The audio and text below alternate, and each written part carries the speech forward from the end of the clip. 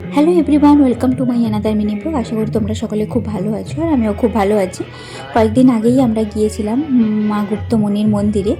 আর মা গুপ্তমণির মন্দিরে রয়েছে মা দুর্গা প্রতিমার রূপ। তো আমরা সন্ধেবেলায় গিয়েছিলাম, আর মন্দিরটাকে সন্ধেবেলায় এত সুন্দর লাগছিল যে খুব সুন্দর লাগছিল। আর এই মন্দিরটা নতুনভাবে প্রতিষ্ঠা করা হয়েছে। আবার আগে অন্যরকম মন্দির ছিল, পুরনো মন্দির ছিল, কিন্তু তারপর ভেঙে মন্দিরটাকেও নতুন করা হয়েছে, আর প্রতিমাকেও নতুনভাবে প্রতিষ্ঠা করা হয়েছে।